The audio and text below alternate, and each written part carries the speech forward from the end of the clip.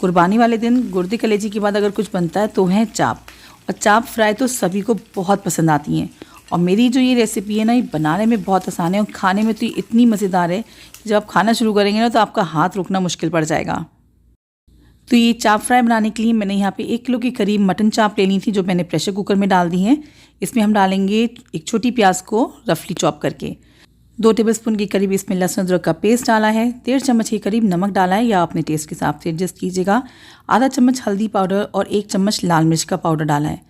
गोश्त की स्मेल ख़त्म करने के लिए इसमें एक काली इलायची और दालचीनी के 2 टुकड़े डाल दिए। आधा कप के करीब पानी डाल के सब चीज़ों को मैंने अच्छे से मिक्स कर लिया था। फिर इसको अब मैं प्रेशर कुक कर लूँगी। तो हाई फ्लेम पे 1 विसल आने दी थी और इसको मैंने तकरीबन 10 मिनट के लिए हल्की आंच पे पकाया था और फिर प्रेशर भी ना मैंने खुद से ही रिलीज़ होने दिया था।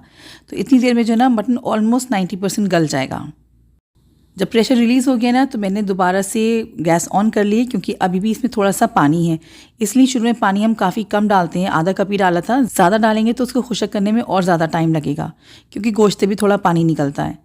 तो इसको ना 7 से 8 मिनट लगेंगे। हाई फ्लेम पे जब आप इसको पकाएंगे ना तो इसका सारा पानी खुशक हो जाएगा और जो प्याज वगैरह हमने डाली थी ना वो अच्छे से मैश होके गोश्त के ऊपर चिपक जाएगी।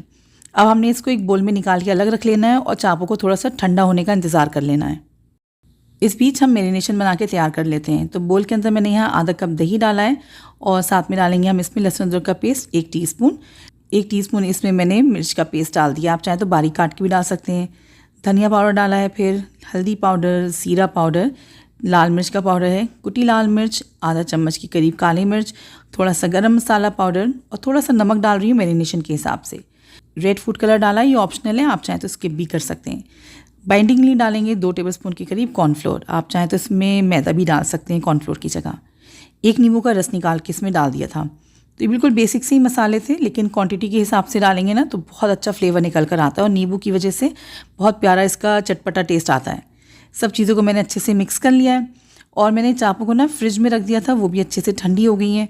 तो जब चाप ठंडी हो जाएगी ना तभी आपने मैरिनेशन डालना है, क्योंकि दही जो है ना अगर आप गर्म चाप पे डाल देंगे ना तो वो पानी छोड़ देगा और फिर सारा जो मैरिनेशन है ना वो अलग अलग हो जाएगा, चाप पे अच्छे से चिपकेगा नहीं। तो ये मैरिनेशन देखिए मैंने चापों पे बहुत अच्छे से लगा दिया है। आप चाहें तो इसको मैरिनेट करने में रख सकते हैं, अगर आप ये दावत के लिए बना रहे हैं और टाइम है अभी इसको सर्व करने में, तो इसको अच्छे से मसाला लगाने के बाद आप इसको ढक के रख दीजिएगा 1 से 2 घंटे के लिए, और चाहें तो आप इसको फ़ौरन फ्राई भी कर सकते हैं।